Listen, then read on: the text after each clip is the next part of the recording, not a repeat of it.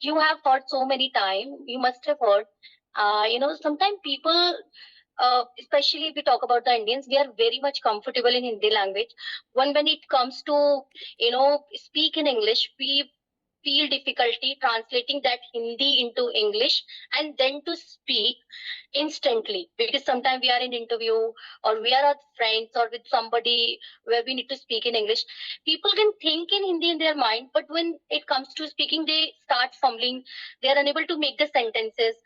So how we can train our mind to directly translate Hindi into English in our mind? Hindi into English. And okay, basically, first of all, fluency take a time. It's a matter, and we both are on right track right now. But if I'm talking about translate method, people are used mostly. They translate Hindi to English, but sometimes it's difficult. You translate Hindi and English in your mind.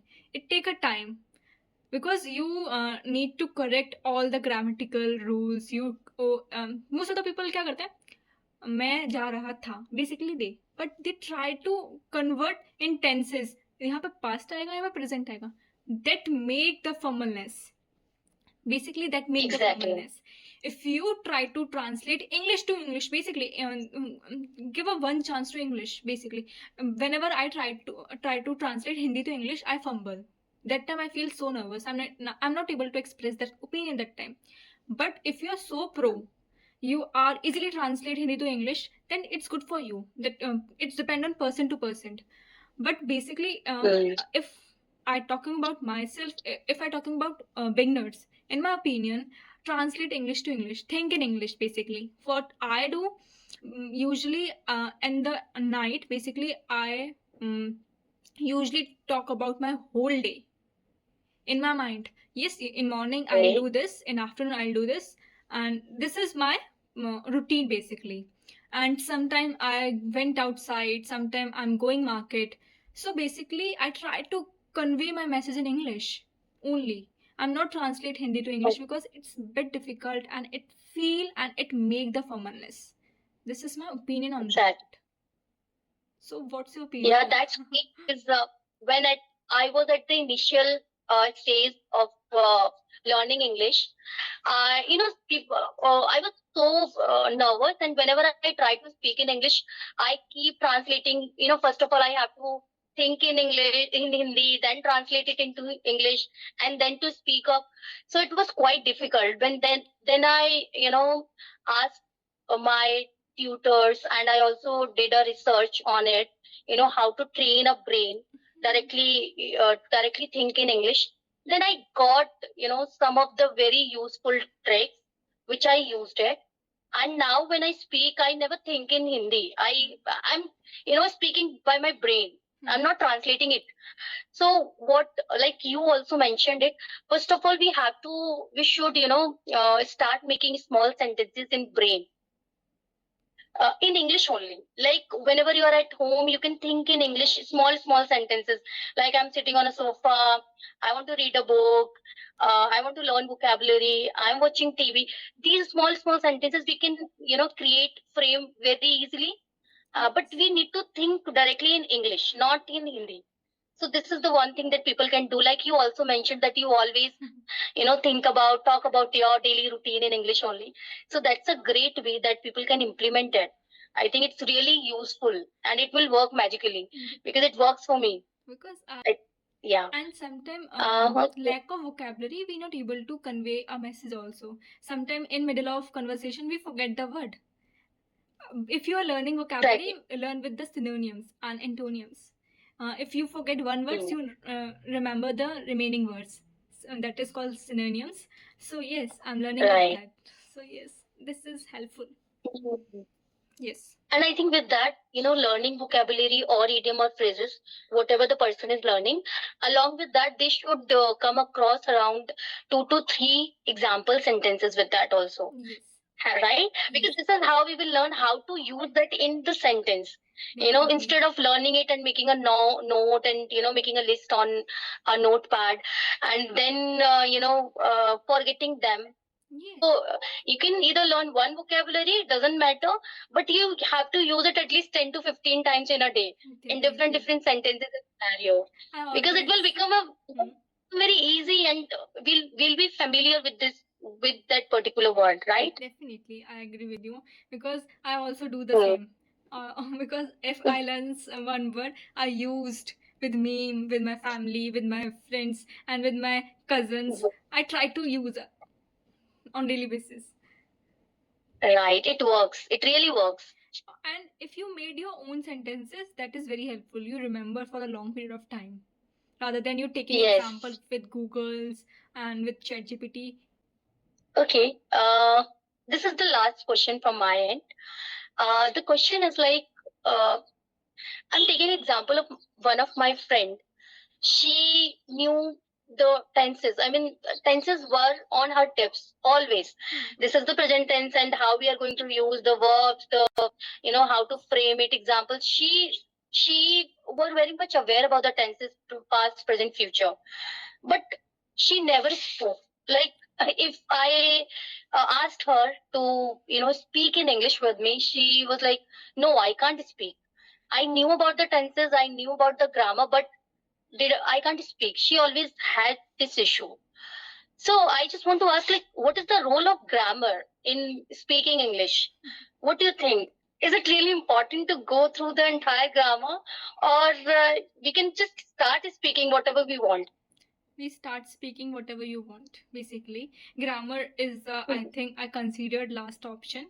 But yes, I already told you basic backbone.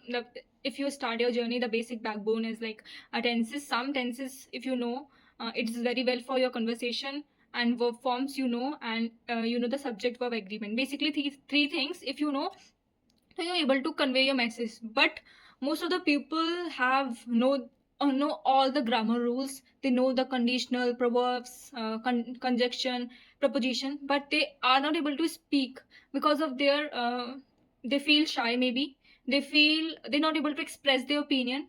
They are not very articulate to convey their idea because of fearness. Basically, most of the people are not able to express their opinion. Fear and shyness, basically a nervousness, and they have a good idea. They have a very good at thinking in English, but they express their opinion when they start conversation. That time they zone out. So basically, main reason is that. And sometimes I also feel when they come across to the fluent person, if I sit it in front of fluent person, so I feel also nervous. So many people feel that, and they, I think they, that time they zone out. Maybe what is the perception behind it, I don't know, but the main reason I seem to the beginners, those who are start their journey, I seem that kind of I think maybe you also feel that people are not able to express their opinion because of fear, I think nervousness, shyness, and they think that if I get a mistake. You think same, I think. Yeah, I think same exactly. We are on the same page. Talking about the grammar, obviously, because we should always remember, like when we learned Hindi language, we never learned grammar rules for Hindi, right? Why we learned, why we can speak Hindi so well, because we were in that environment where people keep speaking Hindi in our family, friend circle, everywhere, and that is how we observe and we learned and we start speaking. We never think about, like, we never thought about what tense should I use, what is the verb or anything else like that in Hindi. Like, same, it works same in English also. Yes. You don't need to learn grammar. You should have a basic knowledge, like when we are using a verb, second form of the verb, it's a past. When we are using the simple, it's a present. When we are using ing form, will form, then we are talking about the future. This is the basic idea that a person should have, and then start speaking. And this is how journey will start, and one day you'll feel yourself at a place where you can speak anything, whatever you want, and with anybody. Yes. I think this is what I think. When you start your English Okay. journey, when so what is hardest part you face when you speak English? Initial stage. Okay. Mm, Because now the issues that you already. because now Huh? you speak like a fluent. I feel that. Okay. Thank you so much for that. But if I would say, I don't remember the basic what I should say, the hurdles, because when I was a child, I was in, I think, fourth or fifth standard. It was a private English medium school, basically, where I studied. So, whenever my teacher used to teach English to us, and we always, I mean, every one of us have already heard in our childhood, and even now, our parents always say that you should know this English language if you really want to grow in your career. It's a kind of, it's a kind of standard in a society. Have you ever felt it? Whenever somebody speak in English, people always say, oh my God, she or he is well educated, right? People always say this. Yes. And I have heard same thing from my family or the circle where I used to live. So whenever my teacher used to teach me English, I was very fascinated. Like, I was very curious. I think curiosity was always been my fuel to learn. So I was like, okay, how this teacher can speak so well. And whenever I read English books, whenever I come across the new vocabulary, I was like, okay, what is the meaning of this word? So it's my childhood where I did a lot of hard work unknowingly that I'm learning English. It was just a fascination and my, attraction towards English to learn it. And I start speaking with my teachers from my end, because in that school people they didn't speak in English. They always speak in Hindi, but I was from my end, I always initiate my conversation in English, and they always appreciated me for that. And that's again a kind of motivation that helped me to learn more and more.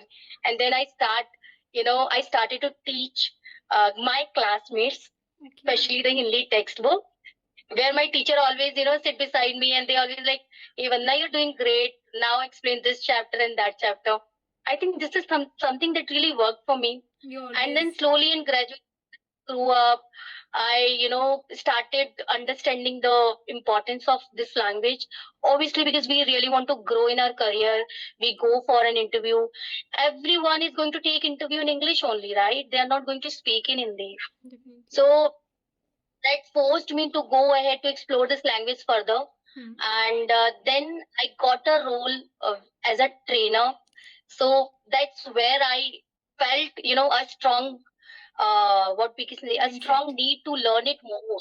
Yes, because I always come across a lot of people who are, older than me, experienced than me, and they have a good English, skills.